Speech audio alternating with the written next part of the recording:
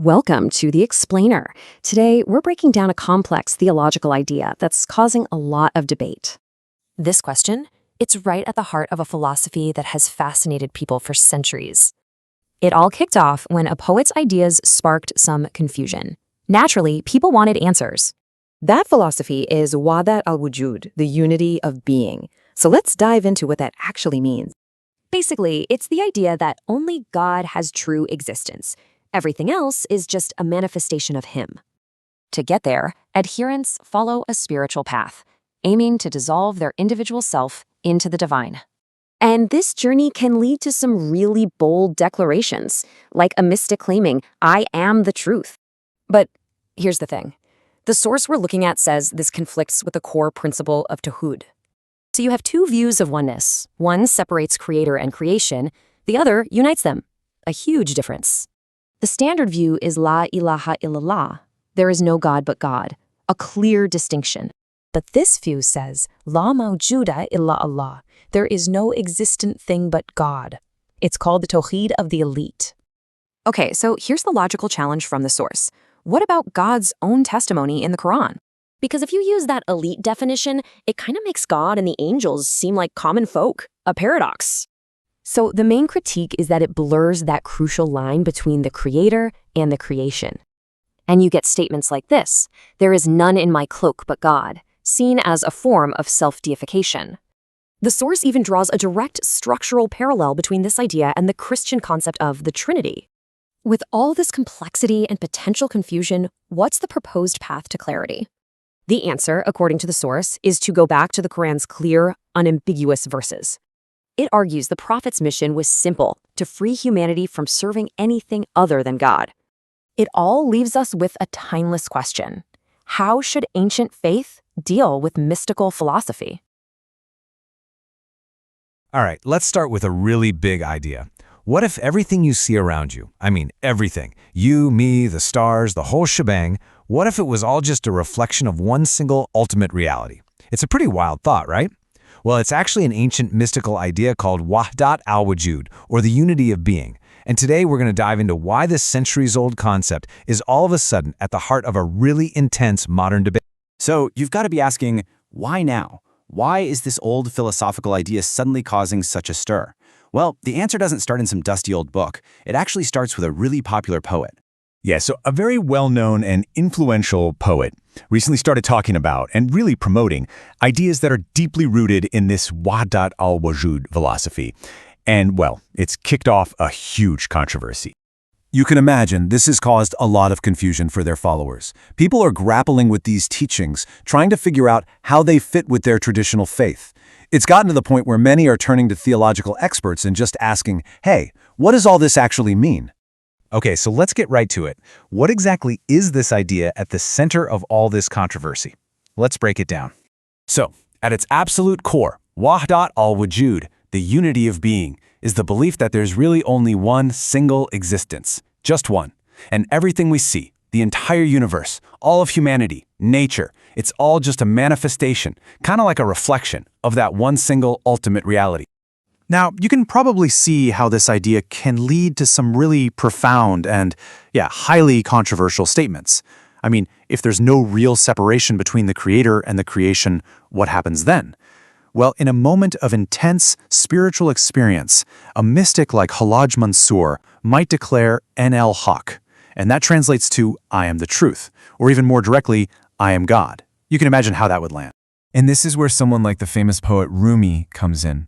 It kind of helps explain his whole worldview, right? If you believe that everything is just a manifestation of the divine, then it makes sense that the highest principle, the thing that connects it all, would be this unifying, all-encompassing love. But, and this is a big but, critics see this in a completely different light. The source we're looking at today, for example, argues that this whole philosophy is basically a form of narcissism, that it's really just a way for human beings to deify themselves, to put themselves on the same level as the divine. And that right there brings us to the absolute core of the conflict.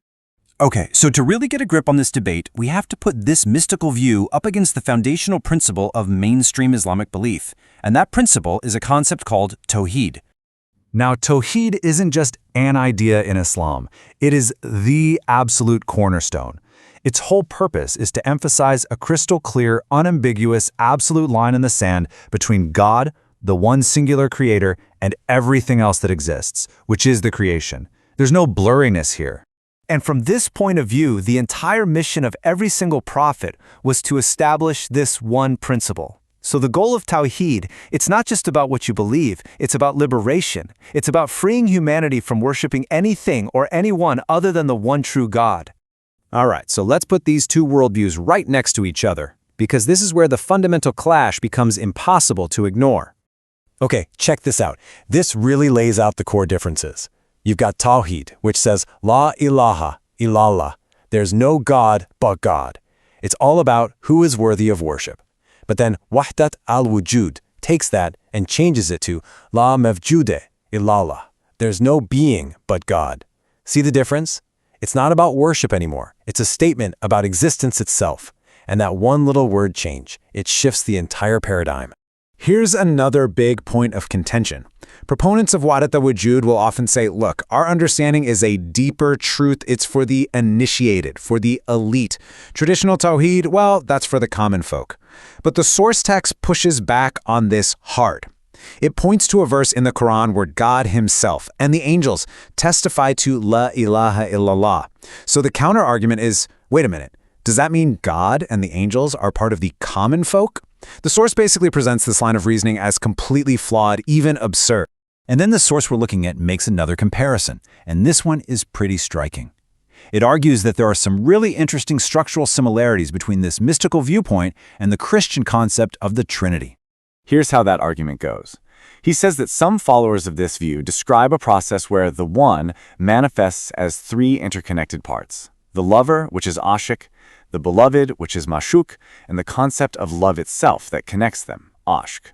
So you have these three aspects, which are distinct, but at the end of the day, they are all ultimately one and the same. And the source claims that this structure of one becoming three, which then are unified back into one, is functionally identical to the framework of the Trinity.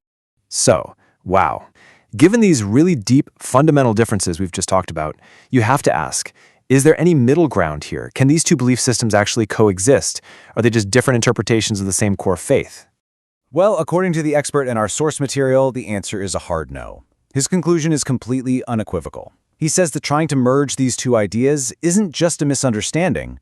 He sees it as a deliberate corruption of the faith, a knowing, conscious decision to mix what he calls truth with falsehood.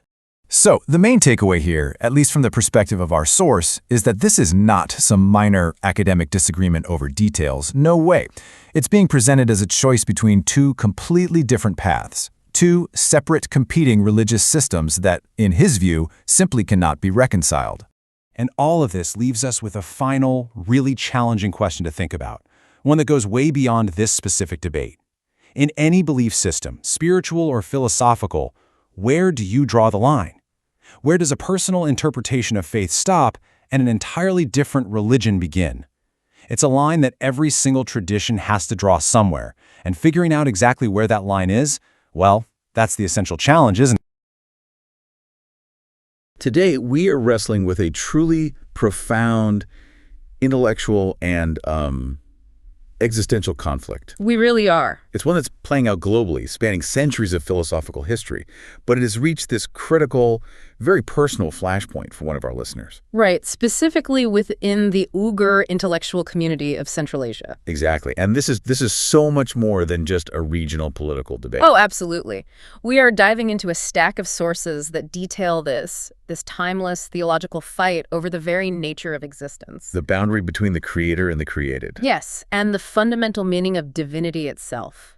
Our goal today is to give you, the listener, a rigorous, kind of high-speed shortcut to understanding this dense, often esoteric philosophy and why it matters so much right now. Okay, so let's unpack this.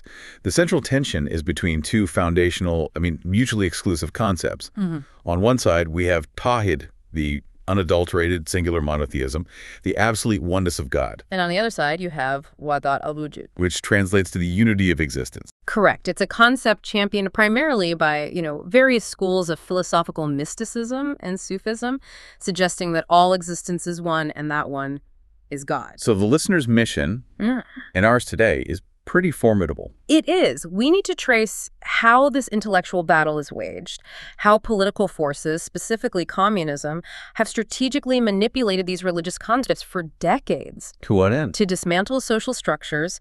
And then we need to define the philosophical claims of Wahdat al-Wujud, including its really surprising parallels to ancient Christian doctrine, and contrast all of that with the singular defining mission of prophecy itself. Right. Why does Tawhid even exist? What is it supposed to achieve for humanity? Exactly. We're looking for the intellectual liberation that's hidden inside this theological storm. And to do that, we need to start by grounding ourselves in the listener's very specific and evolving context. The sources, they open by painting a really detailed picture of the modern religious history of the Uyghur community. It's a journey that is deeply personal for our listener, and it involves this transition away from a traditional, often syncretic religious understanding. Syncretic meaning, sort of a mix of different beliefs. Yes, a mix of folk traditions and formal religion. And they're moving towards a much more rigorous, text-based, and critical approach. What's so fascinating here is the timeline of reconnection. After the major loosening of strict policies in Central Asia in the late 1980s, the community began to slowly kind of reconnect with Islamic thought. But here's the key. Since they had been largely cut off from traditional scholarship, their first exposure often came through translated texts. So they're not getting it through a long-established scholarly lineage. Not initially, no. The listener specifically mentions studying Quran translations, like those by Muhammad Salih, which followed a very traditional established school of thought. So that was the initial framework, learning the text through an inherited understanding. But that traditional framework was, it seems it was very quickly challenged. It was, by a period of intense ideological searching. And that search led to a really radical shift, a period of involvement with the international organization Hizb ut-Tahrir. Right, which is focused on the political restoration of the caliphate. I mean, that's a very politically focused kind of activism. It's less about internal spirituality and more about governance and structure. Extremely. And that focus, well, it came with real immediate risk. This involvement led directly to arrest attempts. Having to flee. Exactly. The necessity of escaping the region and eventually finding refuge in Turkey. And that kind of displacement, geographical, political, it must have driven a fundamental intellectual reevaluation. It seems so. Once in Turkey, the intellectual focus shifted. It moved away from that politically charged activism of their youth and moved heavily toward Quran-centric thought. So they realized the political solution was maybe secondary to the theological foundation. I think that's a fair reading. And it's a communal effort now. They started learning from contemporary scholars whose approach focuses on returning directly to the Quran, prioritizing the Muqam. The clear, decisive, foundational verses. Yes. And moving away from reliance on often dubious secondary sources or inherited traditions. We're talking about scholars like Mustafa Asamaolu and Beraka Beraklan. And the listener and their peers are now diligently translating and promoting their works into the Uyghur language. That's right. And this shift signifies a profound commitment to intellectual rigor and, you could say, textual purity. That really sets the stage for the current theological battlefield. But to understand why Sufism and esoteric mysticism are resurfacing now as this primary intellectual challenge, we have to rewind a bit. We do. We have to look at the strategy of religious deconstruction that was deployed historically. Okay, let's unpack this. Yeah. Because the sources provide a chilling historical analysis of how faith was systematically targeted in Central Asia. They do. The source material highlights this crucial historical factor, the role of Sufism as the core spiritual structure. And the political analysis provided is truly insightful. When communist forces entered East Turkestan and Central Asia, they didn't just, blindly attack religion. No, not at all. They conducted a focused ideological assessment. They immediately recognized that Sufism formed the religious creedal backbone, or the essential social organizational structure of the Uyghur people. So it wasn't just about prayer rituals. Far from it. It was the mechanism of community cohesion, judicial structure, and cultural identity. Why Sufism specifically, though? Why was it the backbone? Because in Central Asia, Sufism, through the various tariqas or orders, it provided the key lineage and authority structure outside of centralized political power. So local authority resided in the sheiks and the veneration of local shrines, that kind of thing. Exactly. These networks managed education, they settled disputes, they maintained cultural memory. So to break the social structure, to render the population atomized and subservient only to the state, they knew they had to specifically target that deeply embedded decentralized backbone. So rather than just banning public expression of faith, which, as we know, often backfires, It does. they went for a much more sophisticated intellectual deconstruction to convince people that their own faith was the source of their misery. That's precisely right. The communist approach utilized the newly trained intellectual class, the Zaileiler, or enlightened people, to execute this ideological demolition. And these intellectuals wrote numerous novels, articles, cultural critiques. Relentlessly. And the narrative they drove was consistent and persuasive. Traditional religion, especially the Sufi influence tradition, was framed not just as wrong, but as the active opium of the people. The source of their stagnant, backward state. Yes. And that is a highly effective generational psychological strategy. If you constantly tell a population that the thing they cherish, the thing that gives them community and comfort, is actually the reason they are poor and technologically behind. It influences the entire generation's worldview. Absolutely. The listener notes that they, too, grew up internalizing this communist narrative, a profound self-doubt about the value of their own religious heritage. This historical context explains why Sufism, often associated with famous poets like Mevlana and others from Central Asia, remains such a crucial ideological flashpoint today. It does. These poets are cultural giants, and their work is just inseparable from Sufi philosophy. And the connection between these revered cultural figures and Wahdat al-Wujud is often made through a key philosophical concept known as the sudur, or emanation theory. Yes. We need to pause and define this, because it seems to be the mechanical source of the current theological conflict. It is, and what's fascinating here is the mechanistic difference this theory proposes between God and the universe. In the orthodox Tawhid framework from the Quran, God creates the universe ex nihilo. Out of nothing. Out of nothing. God is the designer and maker, and creation is separate, distinct, and contingent upon him. But the sudur, or emanation theory, what does that claim? Emanation, which is drawn largely from Neoplatonic philosophy and integrated into certain mystical traditions, it posits that existence doesn't flow from God as a separate act of will, but rather it flows out of God, like an overflow or an inevitable consequence of the divine essence. Think of light flowing from a sun.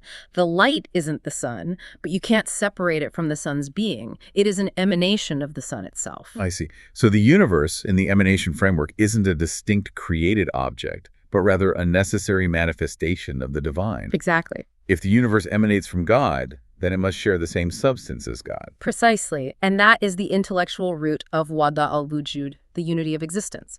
If the universe is an emanation, there's no real separation. The distinction between wajib al-Wujud, Necessary existence, God, and mumkin al-Wujud, possible existence or creation, that starts to dissolve. We'll get into that in more depth later. But it provides a deep, culturally embedded foundation for the contemporary theological arguments being used against the listener's Tawhid-centric movement. And here's where it gets really interesting, connecting this ancient philosophy to the modern struggle. The source material shifts from historical strategy to a contemporary figure who is actively spreading these esoteric ideas today. Right. It makes the struggle immediate, focused, and highly personal for the listener. So this section really brings all these abstract concepts down to earth through the actions of a single, highly influential person. It does. His intellectual moves are shaping the current debate. We need to introduce this controversial figure, the poet, Ahmed Khan Osman. He's described as a highly famous and influential Uyghur poet. He's not just famous, he's an intellectual disruptor. He has intentionally injected complexity and ambiguity into the intellectual scene. And that ambiguity is critical. He invented a whole new genre of poetry called Gunga Shir. Gunga poetry. And the term Gunga itself is the key to his whole approach. It is. It means unseen, faint, transparent, not obvious, or vague. The meaning is deliberately unclear, which leads to controversy and strong reactions precisely because it lacks a solid, literal anchor point. So it sounds like he's weaponized ambiguity. If the core of your theological position is the merging of all existence, then a form of poetry that is transparent or vague perfectly reflects that non-defined esoteric space. That's a very sharp observation. Is this the intellectual equivalent of guerrilla warfare? You can't fight an idea if you can't nail down its definition. That lack of an anchor point makes direct logical refutation very difficult. His style forces the reader to intuit or feel the meaning rather than logically deduce it, which is the hallmark of esoteric thought, or botany. And he has the academic weight to back it up. Oh, yes. He studied in Damascus, Syria, and is highly knowledgeable about Jahiliyyah, or pre-Islamic poetry styles. He even writes in that ancient form, so this intellectual foundation gives him immense credibility and influence within the community. And he hasn't kept his philosophical thought private. He's been actively discussing Uyghur philosophical thought online. Which has led to some very provocative claims designed to reframe the cultural narrative. Right. The source highlights his engagement in prophetic speculation, specifically live broadcasts about prophets not named in the Quran. A concept shared by others like Shahin or Dozdu. And this is the mechanism by which he attempts to bridge the gap between regional cultural heritage and Islamic theology. And his specific claim. He proposed that Ozuz, the legendary ancestor figure from the Turkish epic The Oguz Name, could be a prophet for the Turks and Uyghurs. Yeah. And he presented what he considered evidence for this claim. This is a massive move. It's an attempt to create an indigenous religious narrative, one that provides a local cultural prophet figure outside the universal chain of messengers defined in the Quran. It's nationalist, spiritual, and highly disruptive.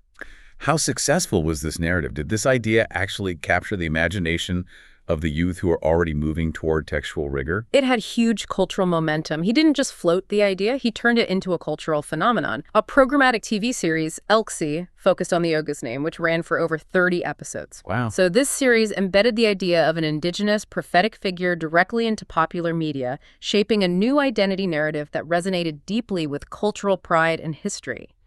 It shows how esoteric ideas can gain immediate traction through popular culture-shaping vectors. So what does this all mean for the listeners' movement?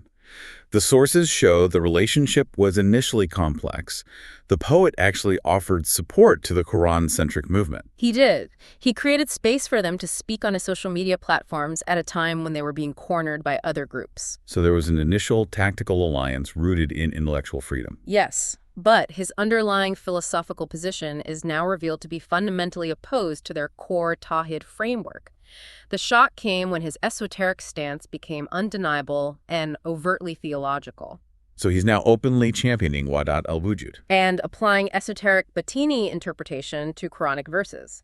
This interpretation looks for hidden meanings and symbols, often dismissing the clear literal meaning, the Zahiri, in favor of a deeper, self-discovered truth that supports his philosophical system. And that system is truly syncretic, integrating massive concepts from outside the strict bounds of Tawhid. He blends ancient philosophical and religious concepts into his system. He explicitly accepts the Christian doctrine of Trinity. The three-in-one, or usubir. Yes.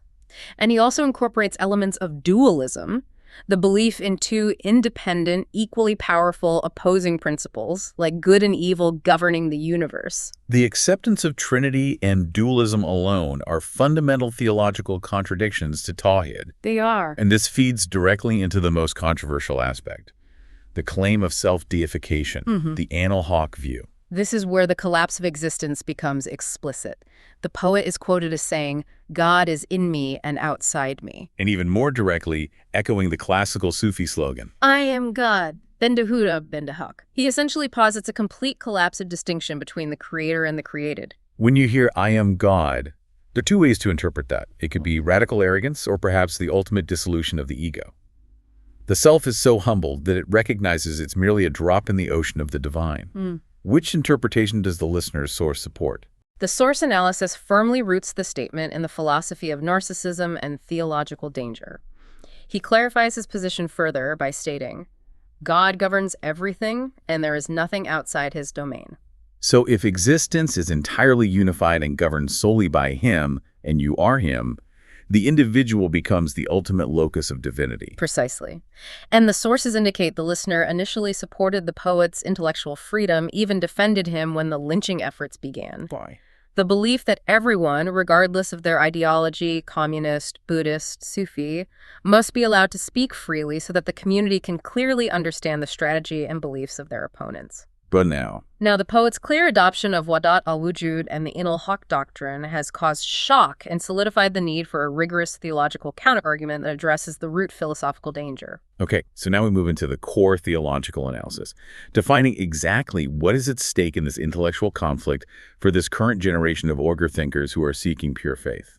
Right. And the listener's sources provide a stunningly clear, I would say almost radical, definition of the singular purpose of prophecy. It strips away so much of the accumulated historical baggage. Also, The source argues that the entire purpose of the prophets, from the first human messenger to the last, was not primarily to establish rituals or detailed legal codes, things like how to pray, specific rules for personal hygiene. or even the vast majority of legal codes, which are often matters of law, societal regulation, or health that evolve over time, or are secondary applications of moral principles. Wait, if we strip prophecy down only to saving humanity from shirk, what happens to the specific legal systems and moral codes we find clearly spelled out in the Quran? How does your source reconcile those two aspects? That's a crucial distinction the source makes. It argues that while the Quran contains legal guidance, that guidance serves the political and social function of a community that's built on Tawhid. Okay. But the sole, irreplaceable mission, the existential reason for their being sent, was to achieve one single goal: to save humanity from shirk. From idolatry, polytheism, and dividing the loyalty meant only for the divine. That's it. So the legal codes are the framework, but Tawhid is the foundation. And if the foundation is compromised, the framework collapses. Precisely. This is purely the essence of Tawhid, declaring, there is no God but Allah, la ilaha illallah. The implication is that this concept is fundamentally about political and existential liberation. Liberation from what? It's about freeing the human intellect and consciousness from slavery to anything or anyone other than the Creator. It allows them to consciously uphold the trust of free will granted by God, ensuring that their highest allegiance is to truth, reason, and the divine source of existence, not to fabricated gods or traditions or even their own inflated egos. This is the bedrock upon which authentic religion is defined. The poet and the mystic movement present a direct counterforce to this clarity and freedom. Yes. The most dangerous, perilous understanding standing against the creedal dimension of pure religion is identified by the source material as mysticism and esotericism, which inevitably crystallizes into Wahdat al-Wujud. You mentioned earlier that the source defines Wahdat al-Wujud as stemming from the ignorant tendency of humanity towards self-deification. Isn't that an inherently biased way to frame a philosophical system? Couldn't one argue that it is actually the ultimate expression of humbling the self by dissolving the ego? That is the crucial interpretive pivot, and the source is uncompromising in its analysis. It argues that the external appearance of dissolving the ego is actually the final act of self-aggrandizement. So the ego doesn't submit to God. It subsumes God. It declares, I am the divine. This is the core direction rooted in the urge to declare oneself divine, to merge with the divine, or to see the divine in everything physical, thereby elevating human perception above divine revelation. And this tendency has traditional, recognizable Sufi slogans that our source defines as explicit expressions of shirk. Absolutely. The sources list them clearly. Hameost. Everything is him. Right.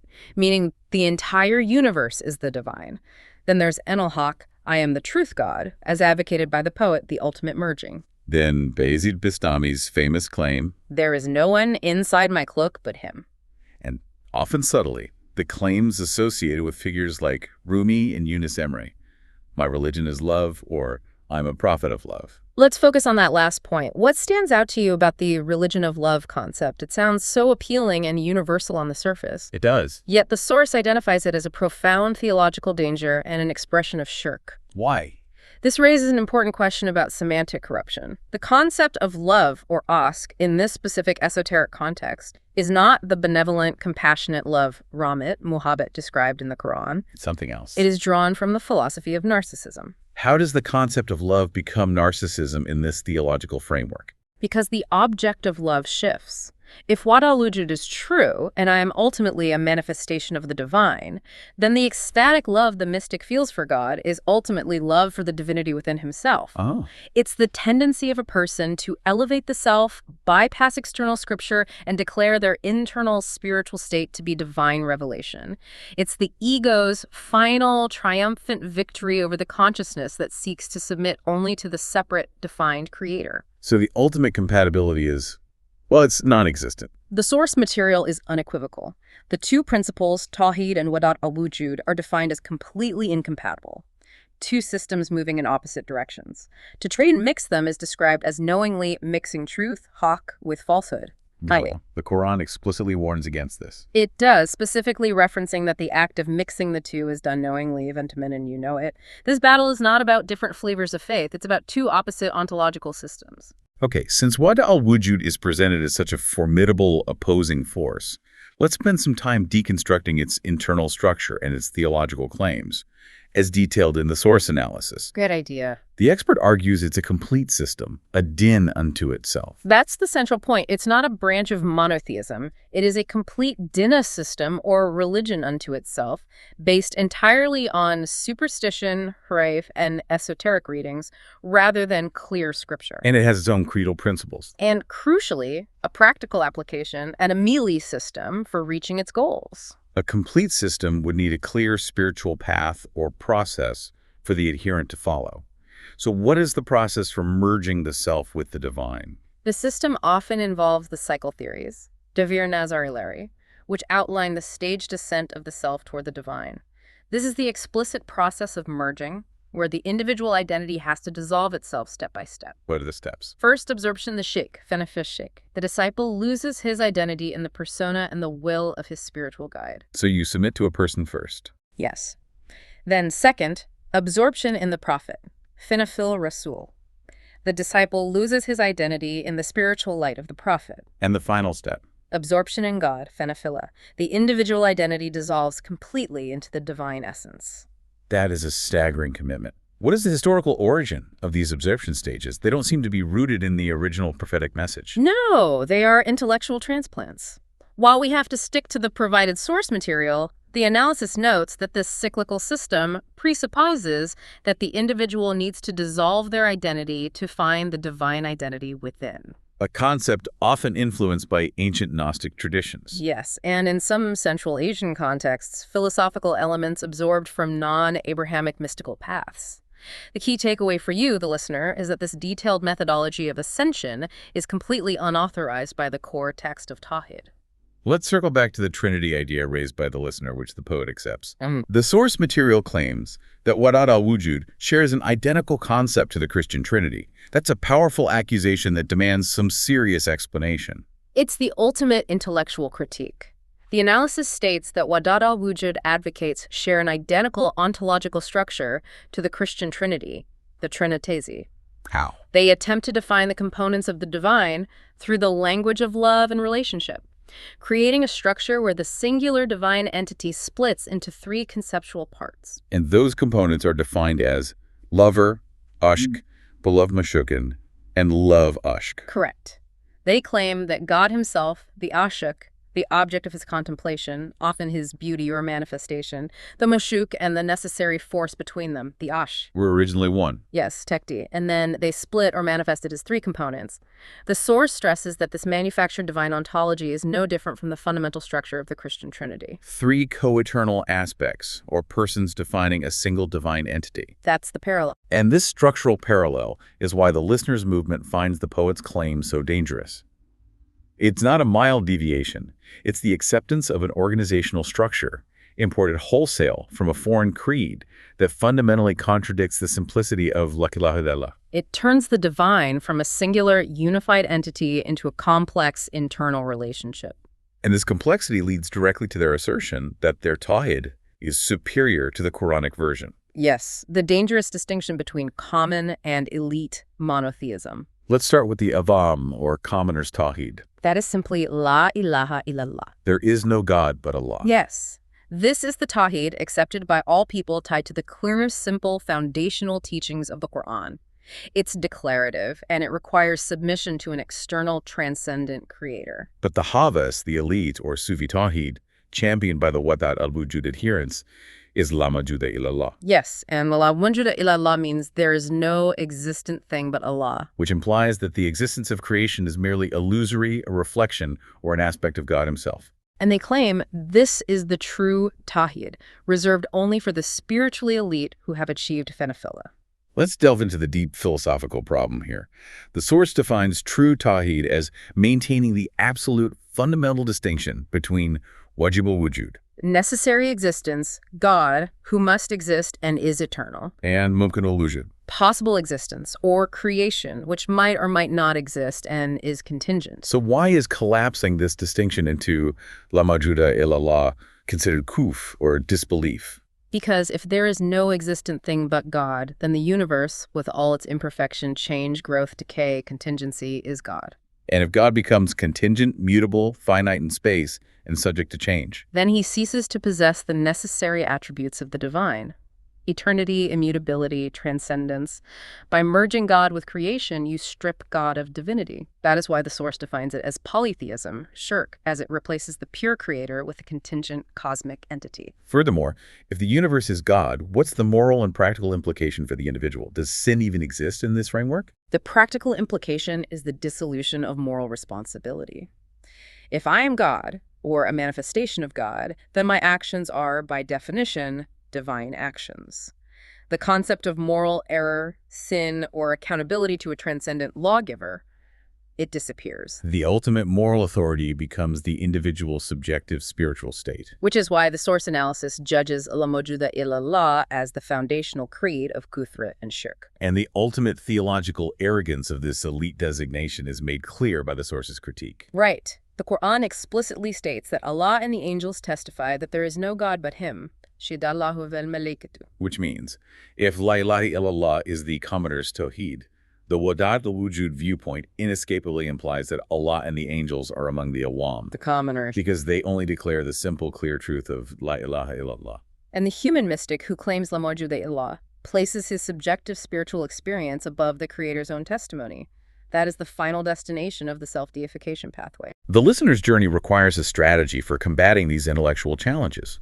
But the source material wisely warns that the battle is complex because there are two seemingly opposed, yet equally flawed, theological systems at play. Yes, the esoteric mystics and the hyper-literalists. The listener noted that dealing with Batini, or esoteric thinkers like the poet, is much harder than dealing with Salafis or Wahhabis. And the reason is tactical. It is. What makes the mystic harder to fight? It's about strategic clarity. Wahhabis and Salafis who rely on a Zahiri or literalist interpretation are anchored to specific textual claims, often focused on traditions or hadith. So you can counter them by exposing the weak sources of their beliefs. Exactly. Specifically, Udurma had his fabricated traditions or huruf, superstition. You can challenge them directly with clear, decisive Quranic verses. They have a defined territory you can engage with. But the listener's frustration with Wahdat al-Wujud is that it lacks consistency. It's fluid like water. The phrase they used was bir tutsan bir chizeri tutagak bir yeri yok. It has no solid anchor point. It's an abstract, confusing, and self-contradictory system. If you try to pin down an argument, it just slips away into symbol or deeper meaning. This strategic slipperiness makes a logical counterargument extremely difficult, far more so than refuting a fabricated tradition about a specific ritual. Dealing with vapor is always harder than dealing with stone. That's a good way to put it. However, the analysis offers a crucial caveat warning the listener, do not be fooled. The Salafis and Wahhabis are not truly fighting Wahdat al-Wujud in a way that promotes pure Tawhid. They have also fallen into their own forms of mysticism and esotericism, just via a different hyper-literal route. This is a critical point that demands expansion. How does the literalist movement commit shirk or fall into subtle mysticism? They claim to be the ultimate defenders of Tawhid. They fall victim to what you could call the mysticism of tradition. The source material provides two powerful examples of how their reliance on non-Quranic, fabricated traditions leads them into a form of shirk or huraf.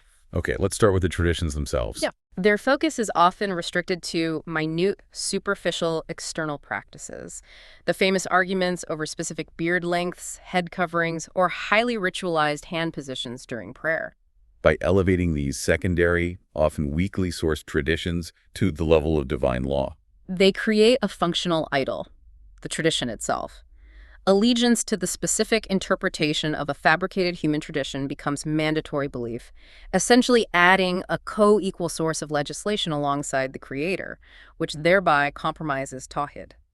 So their literalism paradoxically leads to an esoteric focus on external forms rather than the internal reality of submission. Yes, But the core theological breach is even more profound. it is. Crucially, they widely believe the prophet is currently alive in his grave, and they rely on fabricated traditions to support this. And the source argues that this belief places them outside the natural created system defined by God, which demands mortality for all created being. Correct. By believing in an active, conscious, supernaturalized being capable of intercession after death, they introduce an unauthorized intermediary.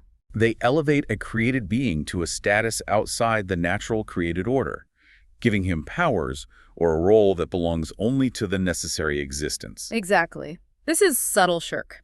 It compromises the clarity of Tawhid by placing unauthorized reliance on fabricated traditions about the nature of mortality and intercession. The result is the same.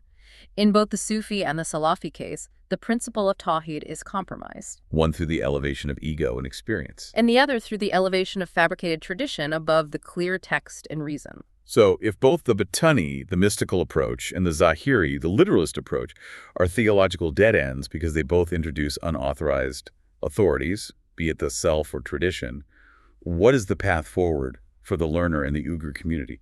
The required approach is defined by three necessary tools for intellectual battle: reason, the Quran, and correct semantic and etymological understanding. It's a path that requires intellectual rigor and absolute clarity. This focus brings us back to the source text itself. The pure system is defined as simple, clear, and unadulterated, limited to the Mokem. The clear, decisive verses of the Quran, as stated in Ali Imran, verse 7. This strips away the confusing interpretations, the fabricated traditions, and the reliance on esoteric metaphor.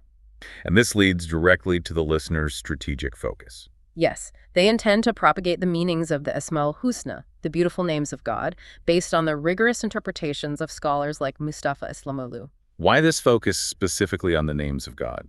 Because the names define the nature of God, his absolute transcendence, his power, his lack of partners.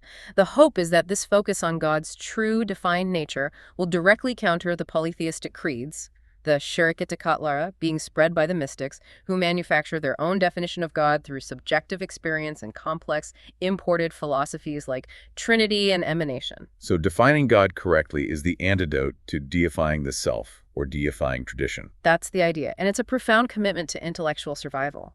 The listener expressed a deep personal prayer not to die before translating these Asma'ul Husna lessons into Uyghur and disseminating them among the community. This isn't just an academic debate. Not at all. This is truly a battle for the minds and souls of a generation, requiring immense personal sacrifice and courage. We began this deep dive with a highly localized intellectual challenge within the Uyghur diaspora, tracking a listener's personal journey from political activism through displacement to intellectual rigor. And we discovered that this localized crisis is built upon a core, timeless struggle over the definition of God and existence. We saw how political systems, specifically communism, try to dismantle faith by attacking its core theological backbone, Sufism, framing it as the root of the population's suffering and intellectual stagnation. Then we explored the contemporary battle, personified by the influential poet Ahmet Khan Osman, who champions Wahdat al-Wujud through esoteric gungushir and radical theological claims like the acceptance of Trinity and the statement, I am God. And this revealed the direct, uncompromising ideological incompatibility between the collapse of existence, la mawjuda illallah, and the clear, transcendent separation of creator and created demanded by Tawhid, la ilaha illallah. Crucially, we analyzed how both the esoteric Batini path of the mystics and the hyperliteralist Zahiri path of Salafism veer away from pure monotheism, albeit through different means. One through the dangerous elevation of the human ego, experience, and ambiguity. And the other through the elevation of fabricated tradition, literalism, and superstition. The required way forward, according to the listener's sources, is a return to clarity, reason, and the unadulterated decisive text of the Quran.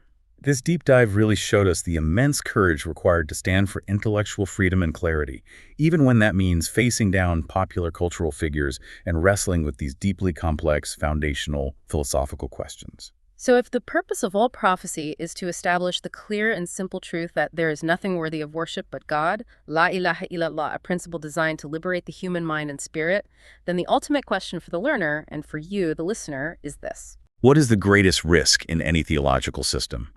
The complexity that elevates the human ego and demands you become divine, or the simplicity that demands complete, unquestioning, yet conscious submission to the Creator? Something profound to mull over as you continue your own journey of knowledge. Welcome back. Today we're looking at a request for strategic guidance on countering the theological threat of Wahdat Wujud, or the unity of existence, specifically within the Uyghur community. And it's being pushed by some very influential thinkers right now, so the stakes are pretty high. They are, so let's jump right into the first point. While the material correctly identifies Wahdat Wujud as, esoteric botanism and a form of shirk. Which it is. Right, which it is, but the strategy has to do more. It needs to foreground the fact that this is an outright alternative system of belief. I think that's the key weakness right now. The current approach sort of risks treating it as just a misinterpretation. Exactly, like a faulty reading, when the material itself shows it completely redefines monotheism. It's not a fringe idea within Islam. The way its adherents present it, it's a competing, quote-unquote, elite system that's supposed to supersede the basics. So the suggestion, the real move here, is to center the entire critique on the clash between the core prophetic mission, La ilaha illallah, there is no God but Allah. The foundation. And their doctrine, La mawjuda illallah, there is no existence but Allah. And you have to show how they frame this, right? They claim their version is the Tawhid of the Khawas for the elite. Leaving La ilaha illallah as the Tawhid of the Awam. For the common folk. That philosophical gap is it's immense. One defines a relationship between creator and creation. It's about action. The other collapses everything into one passive existence. It's a system of boundaries versus a system of ethereal integration. It's a total paradigm shift. And this is where it gets actionable. You have to weaponize that distinction. Yes, and for a concrete example, the listener should use that fantastic point the expert made about the Quranic verse, Shahadallahu. Allah and the angels testify that there is no God but He. Oh, that's such a powerful lever. It is, because if you call La ilaha illallah the commoner's Tawhid, then you're implicitly saying that Allah and His angels are part of the Awam, that their testimony is, basic. It's a devastating rhetorical question. It exposes the intellectual arrogance immediately. Are you saying you have a better understanding of God than God's own testimony? And you don't need to get into a complex metaphysical debate. You're using the Quran's own authority to expose the pride in the rival system. It just shows the audience that this isn't some deep esoteric Islam. It's an entirely different religious idea trying to wear Islamic vocabulary. Which shifts the whole strategic discussion. You're no longer managing a disagreement. You're fighting an alternative religion. That precision leads us right into the second point, because this isn't just an abstract idea. It's being spread by a very specific and very effective cultural figure. The Uyghur poet Ahmed Khan Osman. Right. So to maximize impact, the response has to dissect the specific, syncretic, blended elements that he's using to attract followers. And this is where we see a bit of a weakness in the current plan. It feels a little too general. The plan to focus on lessons about Ismaul Husna, the names of God. I mean, those are valuable lessons, of course. Absolutely. But they might not be sharp enough to neutralize what this poet is doing. He's building this very complex framework that blends old mysticism with this, modern cultural cool. It's not a surgical response to a surgical threat. Exactly. So the suggestion is to develop very specific, targeted countermaterial.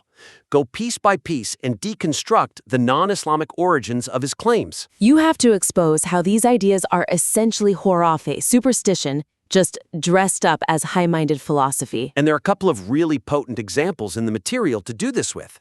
The first one is huge. Expose the Trinity link. This can't be a passing comment. The analysis has to show the direct line from their concept of Allah as ashik, mashuk, and ashq, lover, beloved, and love, to the Christian Trinity, Uchubir. Why is that so devastating? Because it instantly relabels this elite Islamic philosophy as an imported, syncretic system. It strips away the mystique. It shows he's just recycling a theological concept that the Quran has been refuting for 1,400 years. The intellectual authority just collapses. It goes from being a profound spiritual journey to looking a lot like intellectual fraud. Right. And the second piece of this is about the historical claims he's making. Yeah, this thing about Ugus maybe being a prophet and using the Ugus name in just programs. That's classic cultural co-option. The response has to be relentless on this point. The prophetic mission is defined only by the fight against shirk and the call to Tawhid. It has nothing to do with lineage or folklore. Using those things as theological proof is the very definition of khurafi. Cultural history is one thing, but mixing it with the core of monotheism. That's the error that has to be exposed. You have to draw a very hard line between cultural identity and divine instruction.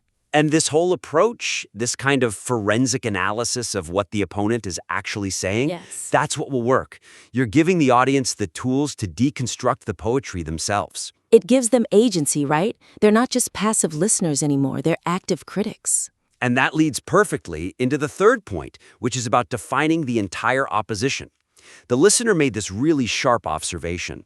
I thought so too, that both the mystics, the Batinis, and the literalists, the Zahiri groups like Wahhabis or Salafis, are both hostile to the Quran-centric movement. And the listener notes that the Batini seem more dangerous because they're harder to refute than the Zahiris, who rely on specific hadith you can debate. That's understandable, but it's also a missed opportunity. A big one.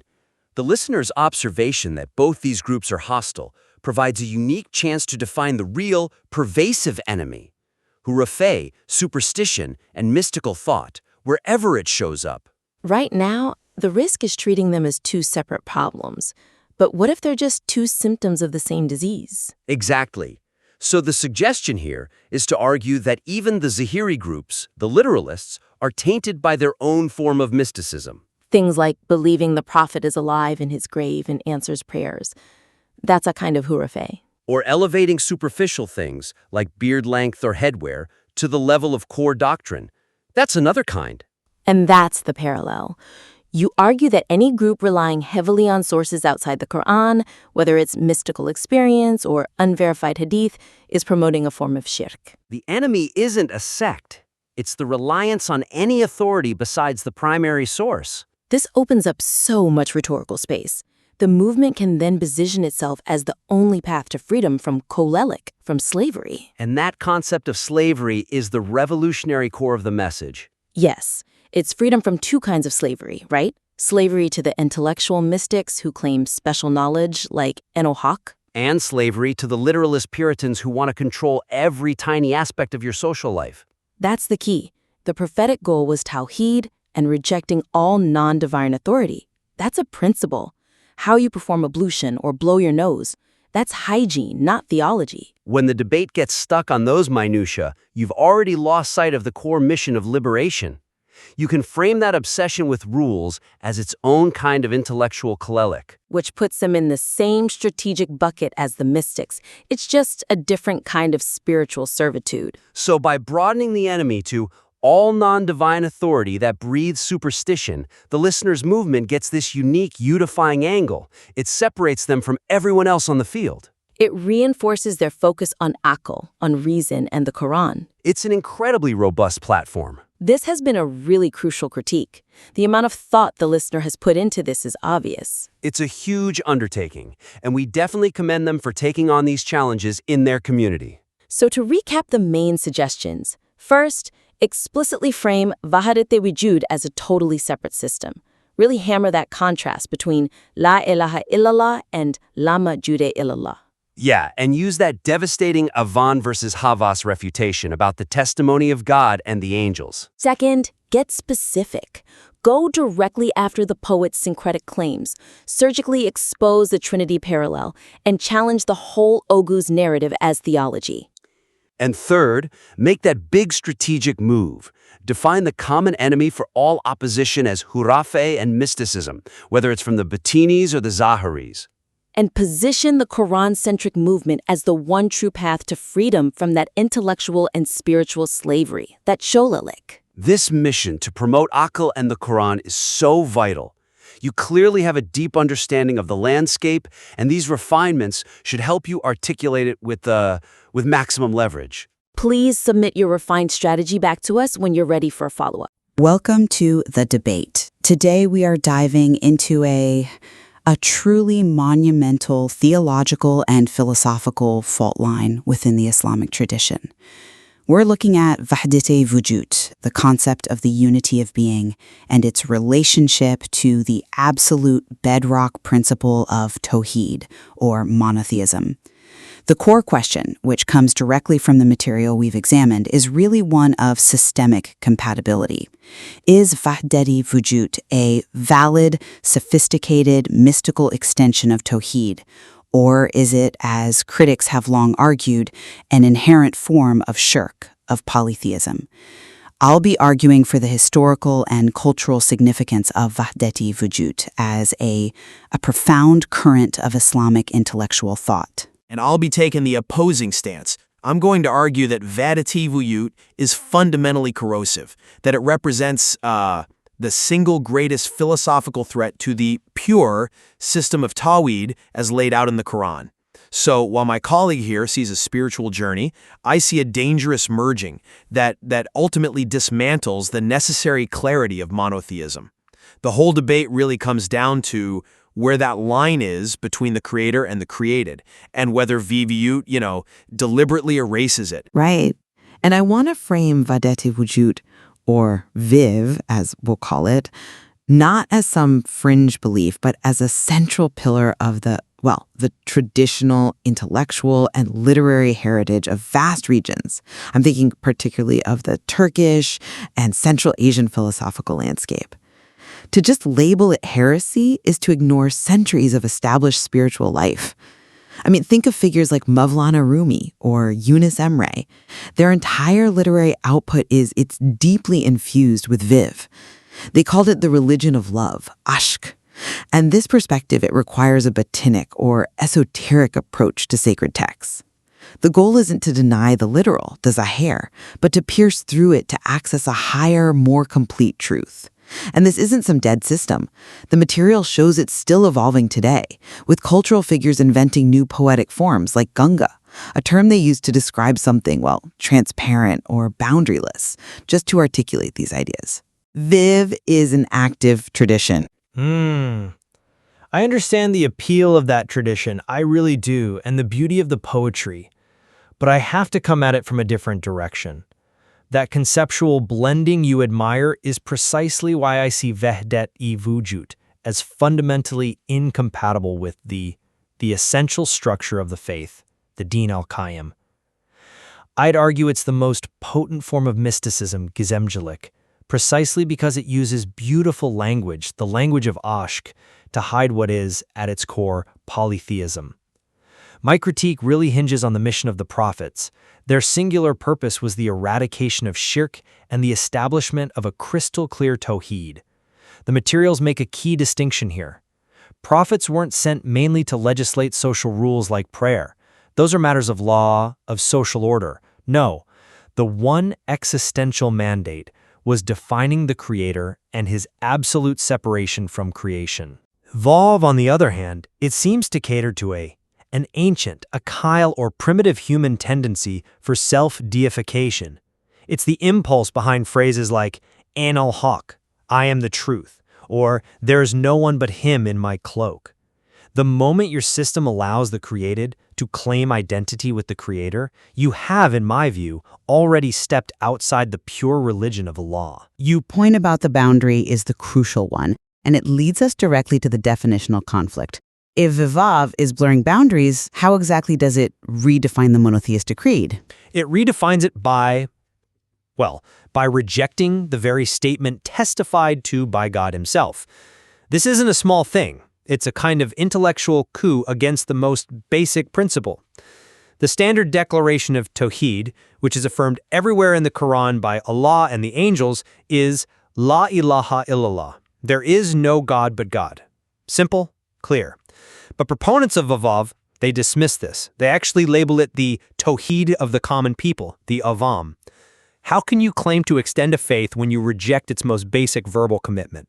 That's a strong charge, but I think the framing is different from their perspective. The Vav framework's preference for Lam of Tuday Ilallah, which means there is no existence but God, isn't meant as a rejection. It's positioned as the superior, the higher stationed Tawhid of the elite, the Hawabis. The argument is ontological. La ilaha illallah confirms unique divinity, sure, but La mawjuda illallah confirms singular reality. For the Vav adherent, reaching the station of Havas means you move beyond just identifying the deity to recognizing that the whole world, with its apparent separation, is just a manifestation of the one divine essence. It's seen as an exercise in spiritual maturity, not theological denial. I just can't accept that reasoning, because the language makes this an undeniable act of kufr, of unbelief, for a very specific reason. When you call the established testimony the Avam version, you are implicitly saying that Allah and the angels, whose testimony is cited directly in the Quran, are mere commoners. The text says, Allah testifies that there is no God but Him, and so do the angels, Shahid Allahu wa malaikato. So if Viv is right, then God's own testimony is the Avam, the beginner's version? This creates a deviation that intentionally mixes truth and falsehood, which the Quran explicitly forbids. Do not mix truth with falsehood while you know. When you knowingly put your subjective interpretation above the clear, attested testimony of God, you've left the path. You're highlighting the definitional crisis, but followers of Viv would insist that achieving this higher station requires immense spiritual discipline. So, if the Viv framework reframes Tawhid, let's look at the systematic journey it proposes. We're talking about a structured methodology here. Look at the progression in the material. Fana fil Sheikh, annihilation in the Master, then Fana fil Rasul, annihilation in the Prophet, and finally Fana fil Law, annihilation in God. This isn't some random emotional state. It's a highly structured spiritual technology designed to achieve that Havas perspective through unification. I see the structure, but that structure is exactly what makes the system so dangerous. It's an artificially produced system that creates its own superstitions, its own hurafa. And if we look at its internal mythology, the conceptual damage is obvious. What is the core teaching of Lav about the primordial state? It's that the ashik, the lover, the mashuk, the beloved, and the ashk, love itself, were once one and later separated. Now let's be intellectually honest about what that triune structure implies. What specifically is so problematic about that lover-beloved love idea? It sounds like it's defining a relationship within the divine. It's problematic because it is a direct, unmistakable parallel to the Christian concept of Trinity. Trinitas. This isn't subtle, it's an almost perfect conceptual match. The mashuk, the beloved, the unmanifest, that stands in for the Father. The ashik, the lover, the seeking soul, the manifestation, that's the Son. And ashik itself, love, the connecting force, the Spirit, functions exactly like the Holy Spirit.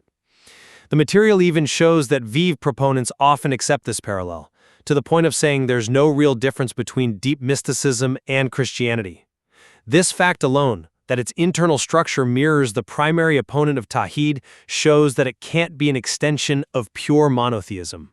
It's just Trinitarianism with a different vocabulary. I do acknowledge the danger in drawing parallels to other theologies, especially given the history of the concept of shirk.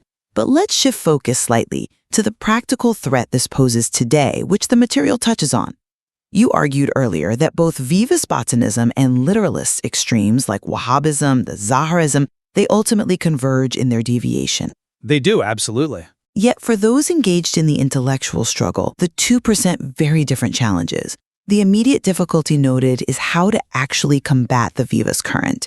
Its Botanic arguments are described as hard to understand, insubstantial, a ghost system with nothing to grab onto. That ambiguity is weaponized. It's perfectly expressed by that new poetic genre, Gunga, which deliberately embraces the boundaryless. But that's a critique of the tactic, not the theology. You're talking about the difficulty of refutation. Precisely. Unlike confronting a Zahiri argument where I can point to a clear verse in the Quran against a specific fabricated hadith, addressing Vitiv is it's like fighting smoke. Its fluidity and its ambiguity are a shield against direct, rational rebuttal. And that's what makes it so insidious. It's philosophical quicksand. I recognize the tactical challenge. I do. But I maintain that your distinction between the difficulty of fighting Botinism versus Zaharism is It's irrelevant to the core issue of pure Tawhid. The material is clear that even the hyper-Zahiri groups are riddled with their own mysticism. They may reject Sufi poetry, but they believe the Prophet is alive in his grave, they cling to fabricated traditions, they create intermediaries. All of these systems, vicarious included, deviate from the simple, rational guidance of the Maqam, the definitive verses of the Quran. Whether you seek unity through esoteric self-deification or bind yourself to mystical tales, both paths rely on an authority outside the clear text. The common enemy is mysticism itself. Okay, let's bring this back to the central claim then, regarding the divine and creation. Vav attempts to answer a profound philosophical question. If God is perfect, why create a manifest world? The core Vav principle quoted in the material is, I am God, God is within me and outside of me. God governs everything and nothing exists outside of him. I mean, that is a powerful, comprehensive statement. It emphasizes the absolute immanence of the divine. For Vav, the world is just the externalized reality of God's own essence. It solves the paradox by eliminating the distinction. And that is exactly where the entire system collapses into shirk and, critically, destroys the entire legal and moral framework of the faith. True Tawhid requires a clear, non-negotiable ontological separation. We have to distinguish between Wajib al-Wujud, the necessary existence, God, who needs nothing to exist, and Mumkin al-Wujud, the possible existence, creation, which only exists by his will. That distinction is the bedrock of accountability. But why is that distinction so non-negotiable? What's the ultimate theological cost of collapsing the two? The cost is the elimination of Sharia itself. If, as Vive claims, God is within me and outside of me, and nothing exists but him, then you have dissolved the necessary distance. You've confused the necessary with the possible. And the implication for humanity is this: if there is no separation, then who is responsible? Who is judged? Where is the framework of taklif, of moral responsibility, if the creature is, in essence, the creator? That separation is the only thing that prevents ethical anarchy and self-deification. Reconciliation between that necessary distinction and Vive's unification is impossible. It is the very definition of mixing truth and falsehood. We have certainly laid out the deep structural tension here. To summarize my position, Wahdat al-Wujud remains an enduring, influential, and I would argue intellectually essential force. It continues to shape the artistic and philosophical landscape as we see with new genres like Ganga. We have to engage with it, not just dismiss it. And while I absolutely acknowledge the critiques regarding shirk and the blurring of necessary and possible existence, I think understanding the subtle philosophical mechanics of Vivi is the only way to formulate an effective intellectual response. And I conclude by firmly stating that Wahdat al-Wujud, rooted as it is in esoteric thought, is not an advanced spiritual station, but a manufactured system, one that creates a theological contradiction and undermines the single true principle of Tawhid. The entire mission of the prophets was to cleanse humanity of this very tendency that Vive institutionalizes. We have to rely solely on the rational, clear framework of the Quran, focusing on semantics and etymology to combat all forms of this kind of conceptual deviation, whether it comes in beautiful poetry or rigid legalism. It's absolutely clear that the challenge posed by these deep-rooted systems like Vivi requires nothing less than a full, rigorous, and Quran-centered intellectual effort. It is a defining philosophical battle. I agree completely. The intellectual struggle against these various forms of deviation continues, and there is certainly much more to explore within the source material on this critical battle for the clarity of Tawhid. Indeed. Thank you for joining us on The Debate.